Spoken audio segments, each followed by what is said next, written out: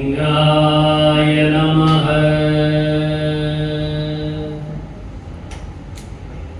அருட்பெருஞ்சோதி அருட்பெருஞ்சோதி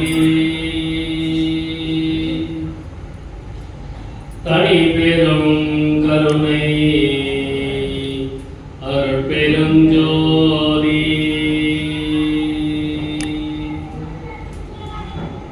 திரு அருட்பிரகாச வள்ளல் பெருமான் திவ்ய திருவடிகளே சரணம். வள்ளல் மலரடி வாழ்க வாழ்க. எல்லா உயிர்களும் இன்புற்று வாழ்க.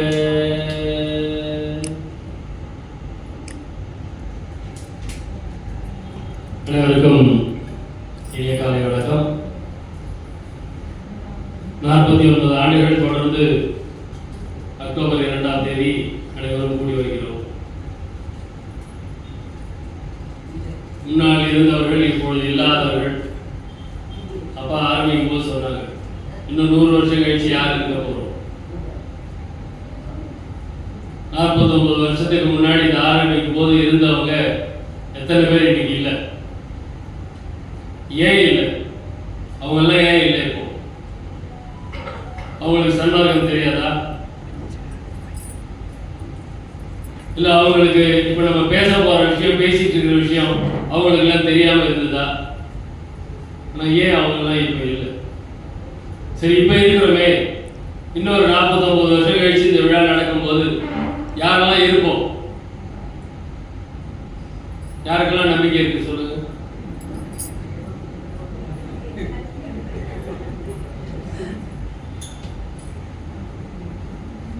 அப்ப என்ன காரணம்? ஏன்னா வர்ற ஐயா மரணங்களா பெருவாழில் வாழ்ந்தெல்லாம் கண்டீர், அதுதான் நம்ம கண்ணுக்கு தெரியுது. நம்ம ஐயாவை கூப்பிட்டா மரணங்களா பெருவாழ்வு அடைஞ்சிட முடியுமா? அப்ப என்ன பண்ணினா மரணங்களா பெருவாழ்வு அடைய முடியும்? அதுக்குதான் அப்ப தேனாம்பட்ட சங்கத்துல 2வது ஞாயிற்றுக்கிழமை சாதனா வகுப்பு, நாம் செய்ய வேண்டிய சாதனத்தை வகுப்பாக எடுத்துக்கொண்டிருந்தார்கள். அப்போ அந்த சாதனம் என்ன? நம்ம அருட்பாவை பிரிச்சு பார்த்தோம், ஒரே நிலையை பிரிச்சு பார்த்தோம்னா சாதனம் ஒன்றும் வேண்டாம். எல்லா உயிரையும் நம் உயிரை போல பார்க்கக்கூடிய அந்த உணர்வை வருவித்துக் கொள்ளுபவன் எவனோ அவனை இறந்தவரை எழுப்பவல்லவன், அவனை ஆண்டவனும் ஆவான் அப்படின்னு போட்டு. அப்ப எல்லா உயிரையும் நம்ம உயிரை மாதிரி நினைச்சிட்டு இருந்தா போதுமா? அவனால எழுப்ப முடியும் அப்படிங்கிற, செத்து போனவங்க எழுப்ப முடியுங்க. அப்ப எல்லா உயிரையும் நம்ம உயிரை மாதிரி நினைக்க முடியுதா? நம்மளால யாராலையும் நினைக்க முடியுதா? எல்லா உயிரையும் நம்ம உயிர் மாதிரி நினைக்க முடியுதா?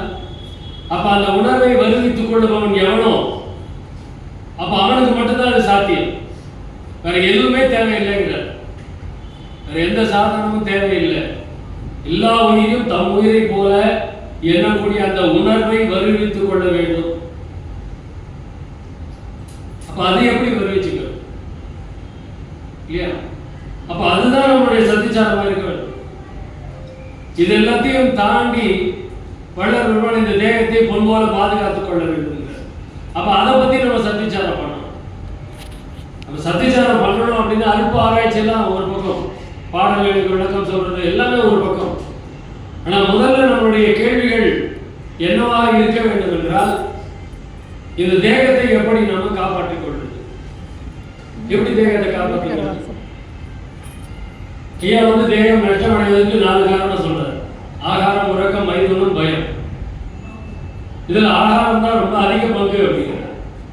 அப்ப நம்ம மரணங்களா பெருவாழ்வுங்கிறத பத்தி பேசணும், யோசிக்கணும்னு நினைச்சாலே முதல்ல நம்ம கை வைக்க வேண்டிய இடம் இது இங்கதான். வயிற்று அடிக்கணும். இல்லையா? ஆனா நம்ம வந்து விருந்து தான் படைக்கணும், நம்ம யாரும் வயிற்றுல அடிக்கிறதே கிடையாது. அப்புறம் எப்படி நம்ம மரணமில்லா பெருவாழ்வை பத்தி பேசுறது இல்லையா? கொஞ்சம் கஷ்டமா இருக்கும் நான் பேசும்போது, மன்னிக்கணும். ஏன்னா வள்ளல் பெருமான் நம்மளை வந்து சவுகால் அடிச்சிருக்கிறார். அவரோட அற்பா படித்தோம் அப்படின்னா எப்படி வள்ளல் பெருமான் அவ்வளவு கண்டிப்பு வள்ளல் பெருமான் கொடுக்குறாரு. ஏன்னா இந்த உடம்பை காப்பாற்றணுங்கிறதுல வள்ளல் பெருமான் அவ்வளவு தீவிரத்தை காட்டுறாரு. இந்த உடம்பு எதனாலலாம் அழியும், எதனாலலாம் அழிஞ்சிக்கிட்டே இருக்கு அப்படிங்கிறத திருப்பி திருப்பி நமக்கு சொல்லிக்கிட்டே இருக்கிறார். ஆனால் நாம வந்து வள்ளலாரை வணங்கணும், கண்டிப்பாக வள்ளலாரை வணங்கணும், அதில் மாற்றுக்கிறதே கிடையாது. ஏதோ நான் எந்த காலத்தில் செஞ்ச புண்ணியமோ இந்த குடும்பத்தில் வந்து பிறந்ததுனால வள்ளலாரை தவிர தெய்வத்தை பற்றி நான் குண்டலே கிடையாது, எந்த தெய்வத்தையும் குண்டலே கிடையாது. அந்த ஒரு பெரிய பாக்கியம் எனக்கு இருக்கிறது. ஆனா அது மட்டும் போதுமா அப்படிங்கிறது தான் வள்ளலாரை வணங்குறது மட்டும் போதுமா? நான் இந்த நடைமுறை சன்மார்க்க சங்கம்னு பேர் வச்சது காரணமே வள்ளல் பெருமான் சொல்லி இருக்கக்கூடிய இந்த அருட்பாவிலும் உரைநடையும் என்ன சொல்லி இருக்கிறாரோ அதையெல்லாம் நடைமுறைப்படுத்த வேண்டும். நடைமுறைப்படுத்துறதுன்னா இந்த எங்க இருந்து ஆரம்பிக்கிறது? நமக்கு பிள்ளையார் சொல்லி உடனே சன்மார்க்கத்தில் பிள்ளையார் சொல்லி போடக்கூடாது. வள்ளலாரே அகவல கூட பிள்ளையார் சொல்லி போட்டு தான் ஆரம்பிச்சிருக்கேன். அது பிள்ளையார் சொல்லி இவங்க சொல்லி இருக்கிறார். அது அகரம் உகரம், அது வேற டாபிக். அப்போ எங்க இருந்து நம்ம தொடங்குறது? மரணமில்லா பெருவாழ்வு அப்படிங்கிறத எங்க இருந்து தொடங்குறது அப்படின்னா வயிற்றுல இருந்து தான் தொடங்கணும். அது வயிற்றுக்கு வள்ளல் பெருமான் சோறு போட்டாரே, தர்மசாலையில சோறு போட்டாரு, அவரும் வயிற்றுல தான் தொடங்கினார். சங்கத்தை ஆரம்பிச்சாரு. ஆனா சங்கம் ஆரம்பிச்சு ஒன்றும் பெருசா சாதனை நடக்கல. ஆனா சாலை ஆரம்பிச்ச உடனே பெரிய சாதனை எல்லாம் நடக்குது. அதை நம்ம எல்லாரும் பிடிச்சிக்கிட்டாங்க. சன்மார்க்க சங்கங்கள் அப்படின்னா தர்மசாலை தொடங்கி சாப்பாடு போட்டா போதும். ஜீவகாருண்யமே கடவுள் வழிபாடு. அது என்ன சொன்னாரு? அறிவு விளங்கிய ஜீவர்களுக்கு ஜீவகாருண்யமே கடவுள் வழிபாடு. அறிவு விளங்கிய ஜீவர்களுக்கு அறிவு எப்போ விளங்கும்? அருட்பா படிச்சாதான் வள்ளலாரை வணங்கினாதான் அறிவு விளங்கும். அப்ப அறிவு விளங்கிய ஜீவர்களுக்கு அப்படின்னு சொல்லும் போதே அங்க சும்மா எடுத்து சோறு போடுறாங்கல்ல, அவங்களாக சேர்க்கவே இல்லை வள்ளலார். அதுவும் இல்லாம ஜீவகாருண்யம்னு சொல்லும் பொழுது ஆதரவற்றவர்களுக்கு வள்ளலார் ரொம்ப குறிப்பா சொல்லிக்கிறார். ஆதரவற்றவர்களுக்கு நான் ஒரு அரிசி சோறு வடிச்சு வாசல் வச்சு வரப்போறவங்களுக்கு கொடுத்தோன்னா அதுக்கு பேர் ஜீவகாருண்யமே இல்லை, அதுக்கு பேர் ஜீவகாருண்யம் கிடையாது. அது என்னுடைய உடம்பு ஆடம்பரம். நான் அப்படி பலத்தை காமிச்சுக்கிறது, அதை எடுத்து போட்டோ எடுத்து ஃபேஸ்புக்கில் வாட்ஸ்அப்பில், அதுதான் நம்மளுக்கு இப்போ அதுதான் குழப்பா இருக்கு. அதுக்கு பேர் ஜீவகாருண்யமே இல்லை. அப்ப அறிவு விளங்கிய ஜீவர்களுக்கு அப்படின்னு சொல்லும் போது அவங்களுக்கு கடவுள் வழிபாடு. ஞானிகள் எங்கும் உபாசிப்பார்கள் சொல்ற அந்த மாதிரி அந்த ஜீவகாருண்யம் யாருக்கு கடவுள் வழிபாடு அப்படின்னா அறிவு விளங்கிய ஜீவர்களுக்கு. அப்ப அறிவு விளங்கிய ஜீவர்கள் என்ன பண்ணுவாங்க? ஒருத்தருக்கு பார்த்த உடனே பசித்தோர் முகத்தை பாராதிருந்தேன். பசித்தோர் முகத்தை நம்ம யார் முகத்தையாவது பார்த்தா அவங்களுக்கு பசிக்குதா இல்லையா அப்படின்னு கண்டுபிடிக்க தெரியும் நம்ம இல்லையா? அப்போ அந்த பசித்தோர் முகத்தை பாராதிருந்தேனோ பாவ வண்டியில சேர்க்கும் போது நம்ம இங்க வாசல்ல வச்சு சாப்பாடு போட்டோம்னா அதுக்கு பேர் ஜீவகாருண்யம் இல்லை. அப்ப இந்த உடம்பை நம்ம பொன்போல பாதுகாக்கணும் அப்படிங்கிறது இந்த வயிற்றுல இருந்து ஆரம்பிக்குது. அப்ப ஜீவகாருண்யம் சொல்லும் பொழுது முதல் ஜீவகாருண்யம் எங்க தொடங்கணும்? ஜீவகாருண்யம் எங்க தொடங்கணும்? நம்ம கிட்ட தொடங்கணும். நமது உடலுக்கும் நமது உயிருக்கும் நாம் எவ்வளவு காருண்யம் வைத்துக் கொண்டிருக்கிறோம், இந்த உடல் மீதும் உயிர் மீதும் எவ்வளவு ஜீவகாருண்யம் செலுத்துகிறோம், இதை முதல்ல நம்ம சிந்திக்கணும். அடுத்த பசி கூட அப்புறம் பார்த்துக்கலாம். முதல்ல நம்மளுடைய பசி, நம்ம வயிற்றுக்கு பசி ஆற்றுவித்தல். எல்லா இடங்களையும் பாருங்க, பசி ஆற்றுவித்தல் தான். அதுக்கு என்ன பொருள்? பசி ஆற்றுவித்தல் அப்படின்னா பசி கொஞ்சம் அடங்கணும், அவ்வளவுதான். நமக்கு பசிச்ச உடனே வயிறு நிரம்ப சாப்பிடுறது தான் பழக்கத்தில் வச்சிருக்கோம் இல்லையா? ஆனா பசி ஆற்றுவித்தல் தான் இதுவரைக்கும் சொல்லி இருக்கிறாங்க. அப்ப பசி ஆற்றுவித்தல்னா அந்த பசி அடங்கினா போதும், உடனே எந்திரிச்சிடணும். பசி அடங்கின உடனே சாப்பாட்டை நிறுத்தணும். இதுதான் முதல் வேலை, நம்ம பண்ண வேண்டிய முதல் வேலை. வள்ளலார் ரொம்ப தெளிவா சொல்லி இருக்கிறார். பசித்தால் மட்டும்தான் சாப்பிடணும்னு தெளிவா சொல்லி இருக்கிறார். எவ்வளவு பேர் பசிச்சா மட்டும் சாப்பிடுறோம்? நம்ம நேரம் படி சாப்பிடுறோம். காலையில 8 மணி 8:30 மணி ஆயிடுச்சுன்னா சாப்பிடணும். மத்தியானம் 1 மணி 1:30 மணி ஆயிடுச்சுன்னா சாப்பிடணும், ராத்திரி 8 மணி ஆச்சுன்னா சாப்பிடணும், காலையில் எழுந்திரிச்ச உடனே ஏதாவது குடிக்கணும், மறுபடியும் 11:30 12 மணிக்கு ஏதாவது குடிக்கணும், சாயந்தரம் 5 மணிக்கு ஏதாவது குடிக்கணும், படுக்கும் போது ஏதாவது குடிக்கணும். இப்படிதான் நம்மளுடைய வாழ்க்கையை அமைச்சிட்டு இருக்கிறோம். அப்போ வள்ளல் பெருமானின் வாழ்வியல் முறை, வள்ளல் பெருமான் வாழ்க்கை வரலாறு, அதெல்லாம் பார்த்தா எப்படி அவர் என்ன பண்ணினாருன்னு பார்க்கணும். என்ன சொன்னாருங்கிறத விட வள்ளலார் என்ன பண்ணியிருப்பாரு இல்லையா? இது வந்து ஒரு 2 நாள் விழா அப்படின்னு சொன்னா எத்தனை பேர் இங்க இருக்க போறோம்? சாப்பிட்டதுக்கு அப்புறமா எத்தனை பேர் விழாவில் இருக்கிறாங்க யோசிச்சு பாரு.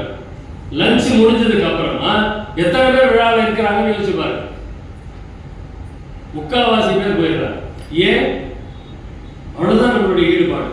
ஆனா நம்மளுடைய எதிர்பார்ப்பும் நம்ம பேசுற விஷயமும் மரணங்களா பெருபாடு இல்லையா? அப்ப நம்மளுடைய எதிர்பார்ப்பும் பேசுறதும் பெருசா இருக்கும் பொழுது நம்மளுடைய செயல்பாடு எப்படி இருக்கணும்? அதுவும் பெருசா இருக்கும். என்ன வள்ளல் பெருமான் சின்ன விஷயத்தை சொல்லவே இல்லை, ரொம்ப பெரிய விஷயத்த சொல்லி இருக்கிறாரு. ஆனா ரொம்ப சிம்பிளா சொல்லிட்டாரு. அதான் பிரச்சனை இல்லையா? ரொம்ப சிம்பிளா சொல்லிட்டாரு, அதுதான் பிரச்சனை. அதனால யாருமே அதை ஏத்துக்கல. பசிச்சா மட்டும்தான் சாப்பிடணும். மத்தியானம் இப்ப சாப்பாடு போட போறாங்க, பசிச்சா சாப்பிடலாம், பசிக்கலன்னா எனக்கு பசி இல்லைன்னு சொல்லணும் இல்லையா? அது எவ்வளவு பேருக்கு முடியுது? இல்ல. ஒண்ணு ஐயா வந்து ரொம்ப அழகா ஒரு விஷயத்த சொல்லுவார், நான் இது மாதிரி தான் தடுத்துருவேன். சாப்பாடு விஷயம் வந்து எங்க அப்பா முதல்ல தடுத்துருவார். ஐயா வந்து ஆனா இதை சொல்லி கொடுத்தது அவர் தான். இது எல்லாத்தையும் சொல்லி கொடுத்தது யாரு? எனக்கு எங்க தெரிஞ்சது, எல்லாத்தையும் சொல்லி கொடுத்தது என்ன அப்படின்னா, முதல்ல தாட்சண்ய உடன்பாடு கூடாது. இதை அவர் சொல்லி கொடுத்திருக்கிறாரா இல்லையான்னு கேட்டுப்பாரு. தாட்சண்ய உடன்பாடு, அதனாலதான் நம்ம வீணா போயிருக்கிறோம். தாட்சண்ய உடன்பாட்டுல சாப்பிடுறதுனாலதான் நம்ம வீணா போறோம். முன்னாடி சாப்பிடுன்னு சொல்லிட்டா, அதனால 2 டம்ளர் பாயசம் குடிச்சேன் அப்படின்னா யார் உடம்பு வீணா போகுது? தாட்சண்ய உடன்பாடு. இதுதான் நம்ம வீணா போறதுக்கு ஆரம்பிச்சதுக்கு காரணம் எதுன்னா தாட்சண்ய உடல். அப்ப உடம்ப போல பார்த்துக்கணும்னா முதல்ல என்ன பண்ணணும்? வயிற்றுல அடிங்க, வயிற்றுல அடிங்க. பட்னியா இருக்குன்னு சொல்லவே இல்லையே. பட்னி வயிற்றுல அடிங்கன்னா பட்னியா இருக்குன்னு அவசியம் இல்லை. வள்ளல் பெருமான் ஒரு நாள் கூட விரதம் இருக்க சொல்லி சொல்லவே இல்லை. வள்ளல் பெருமான் விரதம் இருக்க சொல்லி சொல்லவே இல்லை. ஆனா அவர் சாப்பிட சொன்னது 2 வேளை தான். இன்ஃபேக்ட் 1.5 வேளை தான். காலையில சாப்பிட சொல்லவே இல்லை. எந்த விழாவிலாவது காலையில டிஃபன் இல்லாம நடத்துறோமா? இப்படி ஒரு வாழைப்பழத்தையும் நாட்டு சர்க்கரை நெய் கலந்தே வைங்களேன். ஒரு சின்ன பவுல்ல நான் வாழைப்பழம் நாட்டு சர்க்கரை நெய் கலந்து வச்சு பசிக்கிறவங்க அதை சாப்பிடுங்கன்னு சொல்லி எந்த விழாவது நடத்துங்க. அடுத்த விழாவுக்கு மத்தியானம் 11 மணிக்கு தான் எல்லாரும் வருவாங்க. காலையில போனா டிஃபன் கொடுக்க மாட்டாங்க அப்படின்னு 11 மணிக்கு மேல தான் வருவாங்க. ஆனா வள்ளலார் சொன்னது அதுதான். காலையில சிற்றுண்டி கிடையாது. பசிச்சா கஸ்தாலி பழத்துல நாட்டு சர்க்கரை நெய்யும் கலந்து பசிக்கும் போது சாப்பிடுங்கன்னு சொல்லியிருக்காரு. மத்தியான சாப்பாடு என்னென்ன சாப்பிடணும் பட்டியல் போட்டு கொடுத்துருக்கிறார். ராத்திரி மத்தியான சாப்பாட்டுல பாதி தான் சாப்பிடணுங்கிறார். அப்ப ஐயா சொல்லியிருக்கிற மாதிரி 1.5 வேளை சாப்பாடு தான் நம்ம சாப்பிடணும். எத்தனை வேளை சாப்பிடணும்னு யோசிச்சு பார்க்கணும். அப்புறம் எப்படி மரணமில்லா பெருவாழை பத்தி நம்ம பேசுறது, சிந்திக்கிறது இல்லையா? அப்ப வள்ளல் பெருமான என்ன நம்ம புரிஞ்சுக்கிறோம்? வள்ளல் பெருமான வணங்குறோம், கரெக்ட். ஆனா வள்ளல் பெருமானுக்கு விசுவாசமா இருக்கிறோமா? ஏன்னா அவர் சொல்றத நம்ம கடைபிடிக்கிறோமா இல்லையா? இப்ப ஒல்லியா போயிட்டோம் அப்படின்னா இதெல்லாம் கடைபிடிச்சா ஒல்லியா, என்னடா உடம்பு இப்படி ஒல்லியா இருக்குது, உடம்புக்கு என்ன ப்ராப்ளமா அவன் கேட்கும் போதே நம்ம அப்படியே வந்து போயிடும். என்ன உங்ககிட்டே நமக்கு ஏதாவது பிரச்சனை ஆயிடுச்சோ, சுகர் வந்துச்சா, என்ன பிரச்சனை, ஐயோ உடம்பு பார்த்துக்கூடா நல்லா சாப்பிடு. அப்ப கூட எனக்கு சொல்லுவார், இப்ப கூட திட்டி தான் அமைச்சாரு போன வாரம், ஒழுங்கா சாப்பிடு உடம்பு பார்த்துக்கோ அப்படின்னா, ரைட் இல்லையா? ஆனா அவர் ஒழுங்கா சாப்பிடுறது என்ன அர்த்தம்? பசிக்கும் போது சாப்பிடுன்னு அர்த்தம். ஒழுங்கா சாப்பிடுன்னு எங்க அப்பா சொல்லிட்டாரு அப்படின்னு உட்காந்து 3 வேளை நான் சாப்பிட்டேன்னா யாருக்கு கேடு இல்லையா? அப்ப முதல்ல நம்ம கடைபிடிக்க வேண்டியது இந்த வயிற்று கொஞ்சம் கவனிக்கணும், சரியா? அடுத்தது வள்ளல் பெருமானுடைய அருள்பா பக்தி தாங்க. மற்றதெல்லாம் அப்புறம் ஒதுக்கி வைங்க, பக்தி பண்ணுங்க. காலையில இந்த அகவல் படிக்கிறத ஓரமா வைங்களேன், தயவு செஞ்சு சொல்றேன். அது இல்லாம ஒரு 1.5 மணி நேரம் பாராயணம் பண்ணுங்க. இந்த அகவல் வந்து எல்லாருமே நிஜமாவே இங்க இருக்கிற அத்தனை பேரும் தினமும் அகவல் படிக்கிறவங்க தான். அதை காலையில வச்சுக்கிட்டு உங்க நேரத்தை வீணாக்கிறாதீங்க. ஏன்னா அகவல் எப்படி நீங்க கண்டிப்பா படிச்சிருவீங்க. அப்ப அகவல் இல்லாம அருட்பாவை எப்பதான் படிக்கிறது இல்லையா? நம்ம அகவல் மட்டும் படிச்சுட்டு நான் தினமும் அகவல் படிக்கிறேன், நான் தினமும் அகவல் படிக்கிறேன். அருட்பா அவ்வளவு விஷயங்கள் இருக்கு. எல்லாமே அகவலோட சாரம்னு சொல்லுவாங்க. இருந்தாலும் நம்மளுடைய வாழ்க்கை முறை நம்மளை திட்டுறதெல்லாம் அகவல் ஐயா திட்டவே இல்லைங்க. அவர் நம்மளை திட்டத்தை கொஞ்சம் படிச்சு பாருங்க. 2ஆம் திருமுறை எடுத்து படிச்சு பாருங்க. அவர் நம்மளை எவ்வளவு திட்டுவாருன்னு தெரியும். 6ஆம் திருமுறை இருக்குது. 6ஆம் திருமுறை அப்படி கண்ணாபின்னா திட்டி இருக்கிறார். ஆனா 2ஆம் திருமுறையில நம்மளை எப்படி எல்லாம் அவரு அடி வாங்கியிருக்கார். வள்ளல் பெருமான் அடி வாங்கியிருக்கார். எதுக்கு அடி வாங்கி இருக்கிறாரு? காலையில பூஜை பண்றதுக்கு மறந்து சாப்பிட்டார். கடவுளை வணங்குறதுக்கு மறந்து சாப்பிட்டேன், அதனால எனக்கு அடி வந்துச்சுங்கிறார். அவருடைய தோல் உடம்புல அவருக்கு ரணமாகிற மாதிரி அடி வந்துச்சு அப்படியே 10 பாட்டு பாடி இருக்கிறார். நம்ம எத்தனை பேர் பூஜை பண்ணதுக்கு அப்புறம் தான் சாப்பிடணும் அப்படின்னு இருக்கிறோம்? இல்ல. அப்போ வள்ளல் பெருமானுடைய வாழ்க்கை வரலாறு அது அருட்பாலர்னு நம்ம எடுக்கலாம். ஏன்னா இவங்க பிரிண்ட் பண்ணி கொடுத்துருக்கிறாங்களே வாழ்க்கை வரலாறு, அது மொத்தம் கற்பனை, மொத்தமே கற்பனை. அதுல கொஞ்சம் கொஞ்சம் உண்மை இருக்குது, கொஞ்சம் கொஞ்சம் தான் உண்மையே இருக்குது.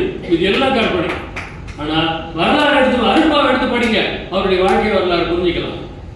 6ஆம் திருமுறையில் இருக்கிற பிள்ளை சிறு விண்ணப்பம், பிள்ளை பெரு விண்ணப்பம் எடுத்து பாருங்க. அவருடைய விண்ணப்பத்தில் இருக்கக்கூடிய சிறு விண்ணப்பம், பெரு விண்ணப்பம் பாருங்க. அது 4 படிச்சாலே வள்ளல் பெருமானுடைய வாழ்க்கை அவர் எப்படி வாழ்ந்திருக்கிறார் நமக்கு தெரியும் இல்லையா? அவர் எந்த அளவுக்கு பாடுபட்டு இருக்கிறார், அவருடைய மனம் எப்படிப்பட்டது. ஆடிய பயிரை கண்ட போதெல்லாம் பாடினேன் அப்படின்னு நம்ம தெருவில் இருக்கிற அந்த பயிரெல்லாம் பேசிட்டு இருக்கிறோம். அதுதான் உலகமே பேசிட்டு இருக்குது. ஆனா 1ஆம் திருமுறையில வடிவடை மாணிக்க மாலை சொல்றாரு, எது பயிர் அப்படின்னு, உயிர் பயிர் அப்படிங்கிறார். இந்த உயிர் எல்லாத்தையும் பயிர்னு பாடி இருக்கிறார்.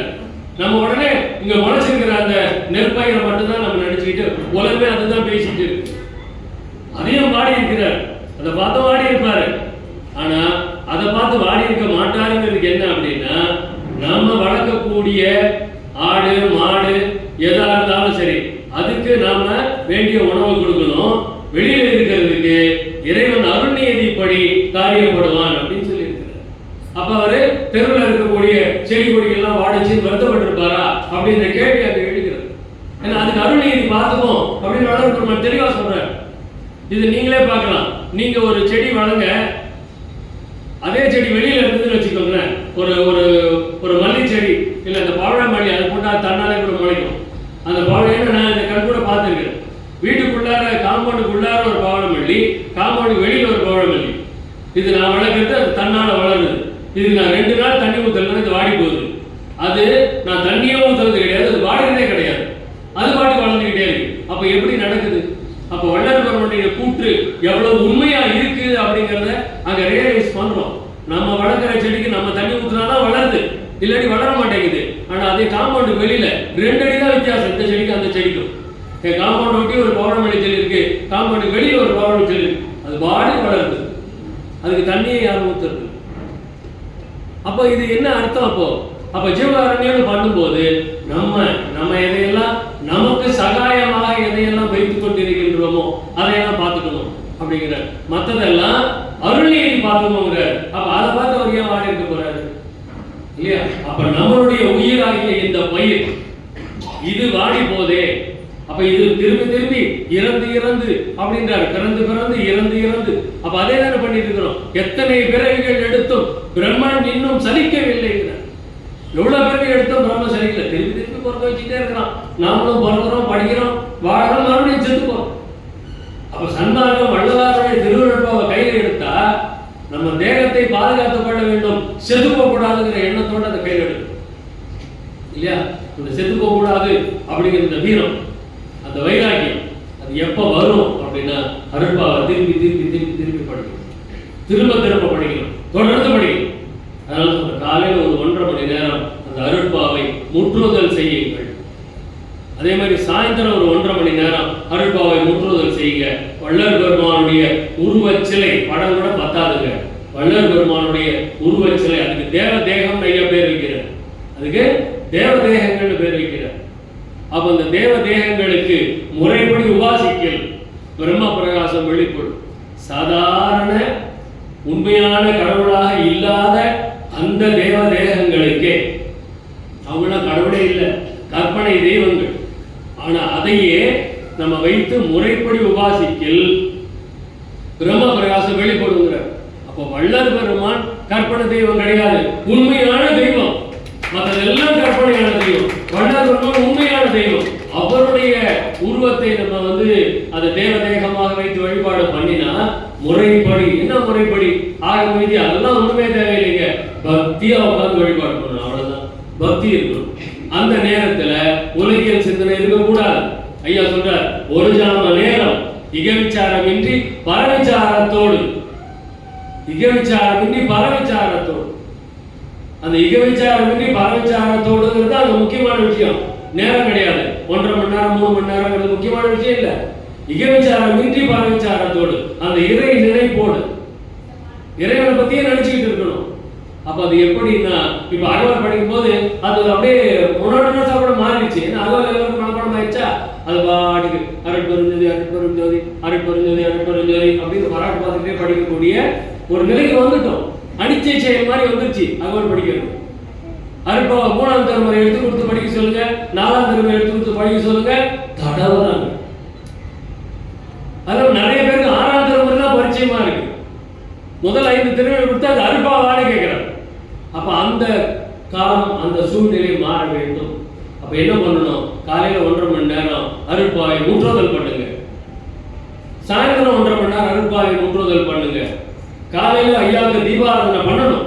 வள்ளல் பெருமானுக்கு தீபாராதனை பண்ணலன்னா நமக்கு ஆராதனை கிடைக்காது, அருள் கிடைக்கவே கிடைக்காது. கண்டிப்பா இந்த தீபாராதனை பண்றது இதெல்லாம் மூட பழக்கம், சமய பழக்கம்னு சொல்றவங்க சொல்லிட்டு போ, சரிங்களா? அவ்வளவுதான். என்ன வள்ளல் பெருமான் நடந்த வண்ண முறைத்தல் அதுல சொல்றாரு பாருங்க. அவங்க எப்படியாவது போட்டோம், அவங்க எப்படியாவது போட்டோம், நீங்க என்ன பண்ணணும் அதை நம்ம பண்ணணும், இல்லையா? அந்த மாதிரி இப்போ நம்ம வள்ளல் பெருமான் தெரிஞ்சுக்கிட்டு இருக்கிறோம், அருட்பாவை படிச்சுட்டு இருக்கிறோம் அப்படின்னா அது பெரிய விஷயம் இல்லை. நாம் எந்த அளவுக்கு புரிந்து கொண்டிருக்கின்றோம்.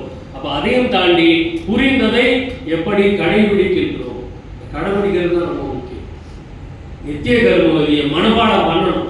நித்திய கர்மவதி தான் நமக்கு வேதம், நித்திய கர்மவதி தான் வேதம். நம்ம 6 திருமுறைகளை விட நித்திய கர்மவதி மிக மிக இன்றியமையாதது. உடம்பை காப்பாற்றுறது அதுதான், அதுதான் நம்ம உடம்பை காப்பாற்றும், வேற எதுவும் காப்பாற்றாது. அதை கடைபிடிச்சாதான் அருட்பா படிக்கிறதுக்கே லாயக்கு. இப்போ மாமா பேசும்போது கூட சொன்னாங்க, அந்த 3 கட்டளைகள், சன்மார்க்கிகள், சன்மார்க்கத்துக்கு உரியவர்கள் யாரு? ஆனால் சன்மார்க்க சங்கம் அப்படின்னு சொன்னாலே நித்திய கர்மவதியை கடைபிடிப்பவர்கள் தான் சன்மார்க்கிகள். அதுக்கு அடுத்தது என்ன அப்படின்னா இந்திரிய ஒழுக்கம். இந்த இந்திரிய ஒழுக்கத்தை மனப்பாடமா எவ்வளவு பேர் சொல்லுவோம் பாருங்க. அகவலே மனப்பாடமா தெரியும், ஆனா ஒரு 28 பாயிண்ட் நமக்கு மனப்பாடமா தெரிய மாட்டேங்குது. ஏன்னா நம்ம அதுக்கு முக்கியத்துவம் கொடுக்கறது இல்லையா? அப்ப அந்த நித்திய கர்மவதி, இந்திரிய ஒழுக்கம், அப்புறம் காரண ஒழுக்கம், இதெல்லாம் பண்ணிட்டா ஜீவ ஒழுக்கம், ஆன்ம ஒழுக்கம் கிஃப்ட்ங்கிறார். ஆனா அது கூட அந்த முயற்சியிலே இருந்துகிட்டே இருக்கணும், அப்பதான் அதுவும் கிடைக்கும். நமக்கு ஜீவ ஒழுக்கம், ஆன்ம ஒழுக்கம் கூட ஈஸியா இருக்குங்க. ஏன்னா எதையும் நம்ம வேற்று ஜாதியினர், வேற்று மதத்தினர், வேற்று மொழியினர், வேற்று நாட்டவர் அந்த பாகுபாடு நம்ம பார்க்கறதே கிடையாது. ஏன்னா அதெல்லாம் தேடிட்டோம். ஆனா இந்திரிய ஒழுக்கம், காரண ஒழுக்கத்துக்கு வந்தா தேரல. பிறர் மேல் கோபியாதிருத்தல், பிறர் குற்றம் விசாரியாதிருத்தல், தன்னை மதியாதிருத்தல் எங்க இருக்குது? இதெல்லாம் இதெல்லாம் புக்கில் தான் இருக்கு, நம்ம கிட்ட இருக்கும் இல்லையா? நான் பேசுறதுனால அப்படியே நான் இதெல்லாம் தாண்டிட்டேன்னு நினைச்சு கூடாது. எனக்கு சேர்த்து தான் நான் பேசிட்டு இருக்கேன், முக்கியமா எனக்கு தான் நான் பேசிட்டு இருக்கேன் இல்லையா? அப்போ அந்த இந்திரிய ஒழுக்கம் எடுத்து பாருங்க. இன்சொல் ஆடல், இப்ப இதை கூட நான் வேகமா தான் சொல்றேன், இன்சொல் கூட சொல்லல இல்லையா? அப்ப இன்சொல் ஆடல் வரல, எனக்கு இன்னும் வரலன்னு அர்த்தம். பொய் சொல்லாதிருத்தல் சாத்தியமே இல்லாத ஒரு விஷயம் அது. இப்போ ஏன்னா நம்ம வாழக்கூடிய நாடு எப்படி இருக்கு தெரியுங்களா? இப்ப நான் 2 இடத்துல சங்கம் தொடங்கி இருக்கிறேன் அப்படின்னு சொல்லி எல்லாரும் சொன்னீங்க. ஆமா, ஆனா அதுக்கு இந்த போலீஸ்காரங்க கிட்ட பர்மிஷன் வாங்குறதுங்கிறது எவ்வளவு பெரிய அபத்தை அப்படின்னு நான் கண்டுபிடிச்சேன். ஒரு பேனர் வைக்கணும், இல்ல ஒரு ஊர்வலம் போகணும் அப்படின்னு பர்மிஷன் கேட்டா, நீங்க ஆன்மீக சம்பந்தமா எதுக்குமே எங்கிட்ட பர்மிஷன் கேட்காதீங்க. அது எதுக்குமே நாங்க அபிஷேகா பர்மிஷன் கொடுக்க முடியாது. நீங்க பாட்டு நடத்திக்கோங்க, பிரச்சனை வந்தா ஃபேஸ் பண்ணுங்க. இதுதான் பதில். அவங்களுக்கு லெட்டர் கையில வாங்க மாட்டேங்கிறாங்க. அப்படிப்பட்ட ஒரு உலகத்தை நம்ம வாழ்ந்துட்டு இருக்கிறோம். முந்திலாம் குடிக்கிறதுனா குடிக்கிறேன்னு சொன்னா ஒரு அவமானமா நினைச்சிட்டு இருந்தான். இப்போ குடிக்கிறங்கிறது ஒரு மரியாதைக்குரிய கௌரவமா நினைச்சிட்டு இருக்கிறோம். அந்த மாதிரி ஒரு காலகட்டத்தில் நம்ம வாழ்ந்துட்டு இருக்கிறோம். அப்ப எவ்வளவு ஒரு இக்கட்டான நிலையில நம்ம இருக்கிறோம். இந்த ஒரு சூழ்நிலையில இந்த சமுதாயத்துல நம்ம சன்மார்க்கத்தை பேசுறது கடைபிடிக்கிறது எவ்வளவு பெரிய விஷயம். அந்த ஒரு பிரச்சனை, இந்த பள்ளிக்கூடத்துல பேசுற பிரச்சனை எல்லாருக்கும் தெரியும். அப்போ அந்த மாதிரி பள்ளிக்கூடத்துல வகுப்பு நடத்திக்கிட்டு இருந்த எல்லா வகுப்பையும் நிறுத்திட்டாங்க. பல வகுப்புகள், நான் கூட 2-3 வகுப்பு நடத்திட்டு இருக்கிறேன் பள்ளிக்கூடத்துல. ஆனா எல்லாத்தையும் நிறுத்திட்டாங்க. ஐயா ஒரு 6 மாசத்துக்கு இதெல்லாம் எதுவும் வேணான்ட்டாங்க. ஏன்னா பசங்களுக்கு கிடையாது, வேணாம்னு சொல்லிட்டாங்க, கவர்மெண்ட் சொல்லிடுச்சு. அதனால ஒரு 6 மாசத்துக்கு பள்ளிக்கூடங்கள்ல நிகழ்ச்சிகள் கிடையாது, நிறுத்திட்டாங்க. அப்ப அப்படிப்பட்ட ஒரு சமுதாயத்துல ஒரு காலகட்டத்தில் நம்ம வாழ்ந்துட்டு இருக்கோம். அப்ப நாம எவ்வளவு தீவிரத்தை காட்டினா இந்த நிலையை அடைய முடியுங்கிறது யோசனை பண்ணணும். நம்ம அவ்வளவு தீவிரத்தை காட்டணும், அதி தீவிர. அது கூட ஐயா சொல்வார், சத்தியமான அதி தீவிர விருப்ப முயற்சி. முயற்சி இருக்கு, அது விருப்ப முயற்சியா இருக்கா? அப்பா சொன்னாருங்கிறதுக்காக கடைபிடிக்கிறது. அப்ப அந்த மாதிரி அந்த முயற்சிங்கிறது ஓகே, அது முதல்ல அப்படிதான் வரணும். அப்புறமா விருப்ப முயற்சி அது மாறணும். அப்புறமா அந்த தீவிரத்தை காட்டணும். நம்ம தீவிரவாதிகளா இருக்கணும். தீவிரவாதிகளா எடுத்து சொல்றவங்க மற்றவங்க காயப்படுத்துறது தான் இல்லை, ஒரு கொள்கையை அதிகமாக கடைபிடிப்பவன் தீவிரம். அவன் அதனாலதான் அந்த மாதிரி பேர் அவனுக்கு கிடைச்சது, தீவிரவாதின்ற பேர். நமக்கெல்லாம் அப்படிதான் இருக்கணும். அப்போ அதி தீவிரவாதியா இருக்கணும். அதுல சத்தியமும் இருக்கும். ஐயா ஒழுக்கத்தை கூட 3ஆவதாக வைக்கிறார். ஐயா ஒழுக்கத்தை 3ஆவதாக தான் வைக்கிறார். முதல்ல எதை வைக்கிறார்? புண்படா உடம்பும் குறைபடா மனமும் பொய்படா ஒழுக்கமும் பொருந்தி. அதுக்காக ஒழுக்கம் நம்ம பழ சொல்லிட்டு உடனே அப்படி திருப்பிடாதீங்க கேட்டு. அப்போ முதல்ல நம்ம எதை கவனிக்கணும்னா உடம்ப கவனிக்கணும். புண்படா உடம்பும், அது இருந்தாதான் அடுத்தது 2 சாத்தியம். புண்படா உடம்பும், அதுக்கு என்ன வழி? சத்தியசாரம் பண்ணும்போதெல்லாம் அதுக்கு என்ன வழிங்கிறத பத்தி தான் யோசிக்கணும் இல்லைங்களா? அதுக்கு என்ன வழி? புண்படா உடம்பு, இந்த உடம்புக்கு எதுவும் வரக்கூடாது, அதுக்கு என்ன வழி? அடுத்தது புறைபடா மனம், கரண ஒழுக்கம் தான். புறைபடா மனத்துக்கு என்ன இது? கரண ஒழுக்கம். கரண ஒழுக்கத்தை கடைபிடிக்கிறது தான் புறைபடா மனம். அந்த கரண ஒழுக்கம் மனம் சம்பந்தப்பட்டது. பொய்படா ஒழுக்கமும், அந்த பொய்படா ஒழுக்கம் இந்திரிய ஒழுக்கம் சம்பந்தப்பட்டது இல்லையா? அப்போ புண்படா உடம்பும் அதை தான் முதல்ல கொண்டு வந்து நிற்கிறேன். எல்லா கடிதங்கள்லையும் அந்த உடம்ப தேகத்தை பொன்போல பாதுகாக்க வேண்டும், பொன்போல பாதுகாக்க வேண்டும். அப்ப இதுக்கு என்ன வழி? இதுதான் நம்மளுடைய முதல் சத்தியசாரம், முதல் கேள்வி பதிலாக இருக்க வேண்டும். எல்லா விளக்கமும் அருட்பா விளக்கம் அப்புறம் தான். இதுக்குதான் முதல். அப்ப புண்படா உடம்பு, இதுதான் ரொம்ப முக்கியம். அப்ப அது என்ன பண்ணணும்னா காலையில சாப்பிட்றத முதல்ல நிறுத்தணும். காலையில சாப்பிட்றது இன்னைக்கு சாப்பிட்றீங்களா ரைட்டு, வேலை போய் சாப்பிட்றீங்களா ரைட்டு, இப்படியே சொல்லி சொல்லி ஒவ்வொரு வாரமும் விழா நடக்குது எங்கேயாவது இல்லையா? செப்டம்பர் மாசம் ஆரம்பிச்சு பிப்ரவரி மார்ச் வரைக்கும் 2 நாள் 3 நாளைக்கு ஒரு தடவை விழா நடக்குது இல்லையா? அப்ப 3 நாளைக்கு ஒரு தடவை வடை சாப்பிட்டுட்டே இருக்கும், 3 நாளைக்கு ஒரு தடவை பொங்கல், 3 நாளைக்கு ஒரு தடவை இட்லி, 3 நாளைக்கு ஒரு தடவை பாயசம். அப்புறம் எப்படி அது புண்படா உடம்பா மாறும் இல்லையா?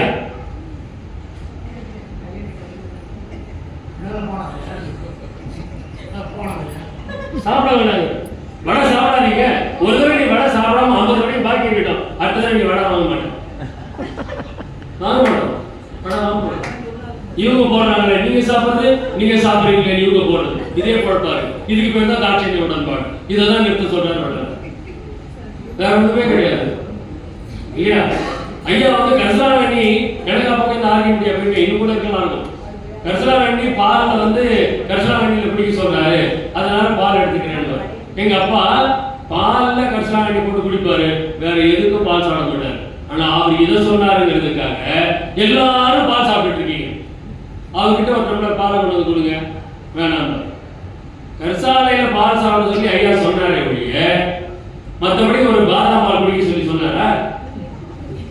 சொன்னாரா? ஆனா எங்க குருநாதரே கரிசாலையில பால் போட்டு சாப்பிட சொன்னாரு அப்படின்னு சொல்லிட்டு பாதாம் பால் குடிக்கிறது நடக்குதா இல்லையா?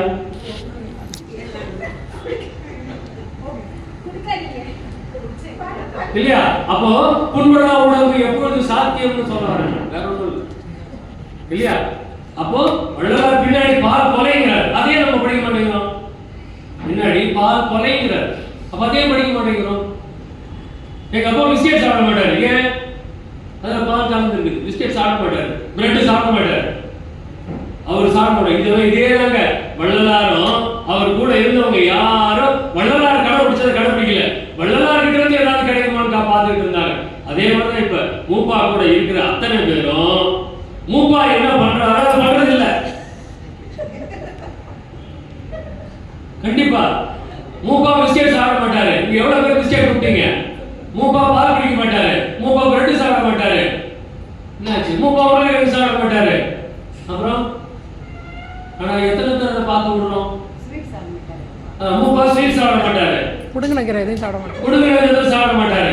எவ்வளவு பேரு இதுதான் வள்ளலார் பெருமான் கொடி அப்படிதான் இருந்தாங்க. இப்ப இருக்கக்கூடிய மூப்பா கொடி இப்படிதான் இருக்கிறாங்க, இல்லையா? அப்ப எப்போ அது மாற போகுது?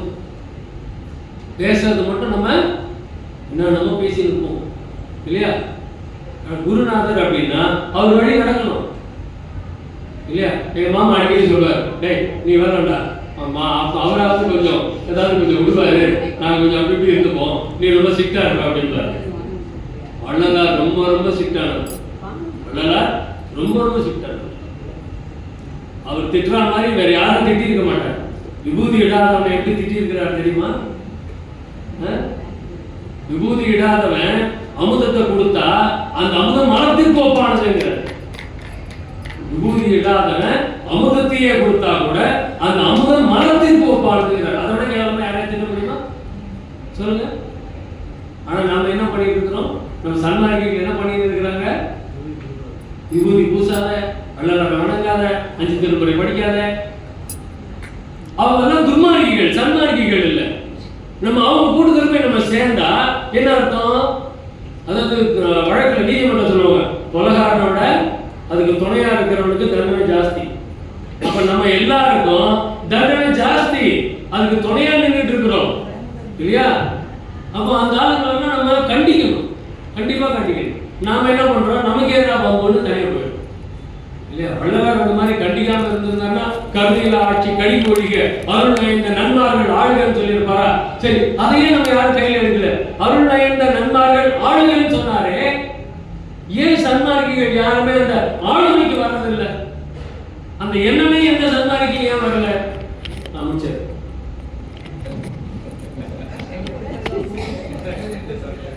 ஏன் வரல சொல்லுங்க? அந்த எண்ணம் ஏன் வரல? ஒரு அதிகாரம் இருந்ததுன்னா நம்ம பண்ணிருக்கலாமா இல்லையா? ஒரு கோயில்ல ஒரு ஐயாவுடைய சிலையை வைக்கணும் அப்படின்னா அதுக்கு எவ்வளவு பாடுபட வேண்டியது நான் பார்த்துட்டு இருக்கிறேன். நமது KK நகர் கோயில்ல அங்க ஒரு மண்டபம் கட்டி கொடுத்து அது கொண்டாட ஐயாவோட சிலை வைக்கணும்.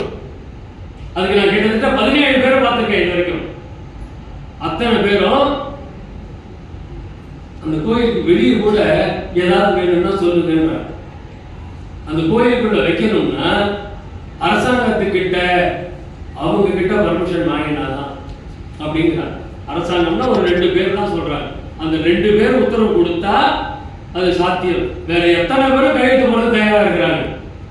ஆனா அந்த முக்கியமான அந்த 2 பேரு அவங்க கிட்ட எடுத்துட்டு போறதுக்கே பயப்படுறாங்க. இந்த முக்கியமான பெரிய தலைக்கிட்ட இந்த மாதிரி ஒரு விஷயத்தை எடுத்துட்டு போறதுக்கு பயப்படுறாங்க. அந்த மாதிரி இப்ப வரக்கூடிய வள்ளலாருடைய போட்டோ எல்லாம் பார்த்திருக்கீங்களா? என்ன போட்டோ வருதுன்னு பார்த்திருக்கீங்களா? அதெல்லாம் பயப்படுத்துறாங்க. அவர் உட்கார்ந்து இருக்கிற மாதிரி குண்டா அப்படி ஒரு பூசணிக்காய் சைஸ்ல முதன்னு நெத்தில ஊதி இல்லாம அப்படி உட்கார்ந்துட்டு இருக்காரு. அந்த படம் தான் இப்போது எல்லாருக்கிட்டே இருக்கு. அந்த படத்தை போனதுல எட்ட ஒருத்தர் கொடுத்தாரு. நான் சொன்ன திருப்பி கொடுத்துட்டு, இது வள்ளலார் இல்லைங்க, எனக்கு வேணாங்க. நான் திருப்பி கொடுத்தேன். அந்த படத்தை யாரும் வாங்காதீங்க கையில, எல்லாம் திருப்பி கொடுங்க, ஒன்றும் தப்பே கிடையாது, இது வள்ளலாரே கிடையாது, அதனால எனக்கு இது வேண்டாம் அப்படின்னு திருப்பி கொடுத்தேன், இல்லையா? அப்ப அந்த மாதிரி நாம நம்மளுடைய கொள்கையை எடுத்துக்கிட்டு போகணும். நீங்க நம்ம நிறைய பேசிட்டு இருந்தோம் அப்படின்னா இந்த 4 செவத்துக்குள்ளார என்ன பேசினா பிரயோஜனம்? இதை எடுத்துட்டு போங்க, எல்லாருக்கும் எடுத்துட்டு போங்க. விபூதி வைக்காத விபூதி வைக்கணும்ன்றத பத்தி பேசுங்க. 5 திருமுறை ஏன் படிக்க கூடாது உலகம் அவங்க தரட்ட பார்க்கலாம். வள்ளலார் பெருமான் 400க்கும் வார்த்தையெல்லாம் நாயகன் தன் வார்த்தைன்னு சொல்லியிருக்கிறாரு. அப்ப அவருடைய அந்த முதல் திருமுறை தான் திருவடி புகழ்ச்சி இருக்கு, அதையும் எடுத்துக்கிறாங்க இல்லையா? வள்ளலார் இன்னும் கூட அத்தனை பேரும் வள்ளலார் ஜோதி ஆயிட்டாரு ஜோதி ஆயிட்டாரு. அது எப்படி ஜோதி ஆக முடியும்? வள்ளலார் ஜோதி ஆயிட்டாருன்னா என்ன அர்த்தம்? அவர் தேகம் எப்போதும் சிதையாத ஒண்ணும். சன்மார்க்கத்தோட கொள்கை இந்த தேகத்தோட இறைவனை அடைய வேண்டும் சன்மார்க்கத்தோட கொள்கை. தேகம் போச்சுன்னா எல்லாம் போச்சு. ஆனா சன்மார்க்கத்துக்கே தெரியல. நம்ம அடங்கி வாய மூடிக்கிட்டு இருந்தோம் அப்படின்னா இன்னொரு 50 வருஷத்துல வள்ளலாருடைய உருவம் எங்கேயுமே இருக்காது. 50 வருஷம் தான். அதனால நம்ம என்ன பண்ணணும்?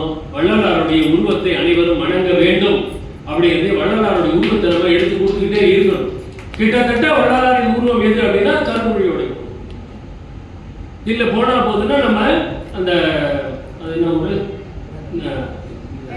வேண்டாம். ஏன்னா இது 2 தான் வள்ளலாரை பார்த்தவங்க வரைஞ்சதா சொன்ன உருவங்கள். வேற எதுவுமே வள்ளலாருடைய கற்பனை தான். வேண்டாம் அதையும் அப்படிதான் சொல்றாங்க. வரலாறு அப்படிதான் சொல்றாங்க. அதை பார்த்தாது வரைஞ்சாது இல்லையா? அதனால அதான் சொல்லுவேன். அப்படியே இருந்தாலும் வேண்டாம் வள்ளலார் போய் 1 மணி நேரம் இருந்தாரா 2 மணி நேரம் இருந்தாரா அந்த நேரத்துல பார்த்தது எவ்வளவு வரைஞ்சிருக்க முடியும்? ஆனா கருமொழியோட 9 வருஷம் இருந்திருக்கு. அப்ப கருமொழியோட உருவத்தை தான் வள்ளலார் உருவமா எடுத்து நம்ம கொண்டு போயிடுவோம்.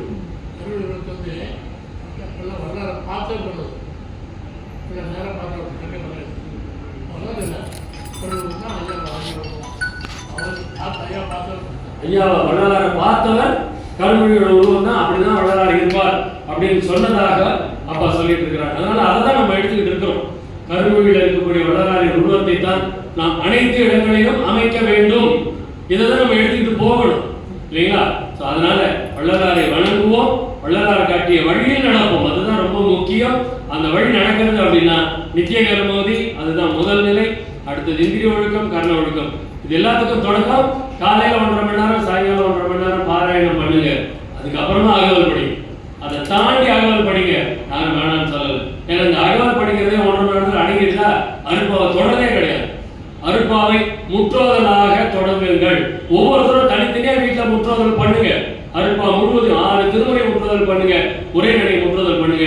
அப்பதான் வள்ளல் பெருமான் எங்க எதை சொல்லி இருக்கிறார், ஒரு இடத்துல ஒன்று சொல்லியிருப்பார், இன்னொரு இடத்துல வேற மாதிரி சொல்லியிருப்பார் அப்படிங்கிறது நமக்கு கேள்வியாக மலரும். அந்த கேள்வியை கொண்டாந்து கேட்டு விளக்கம் அடைய வேண்டும் என்று சொல்லி அருமையான இந்த விழா தொடர்ந்து நடைபெற்றுக் கொண்டே இருக்க வேண்டும் என்று வாழ்த்தி விடைபெறுகிறேன். நன்றி வணக்கம்.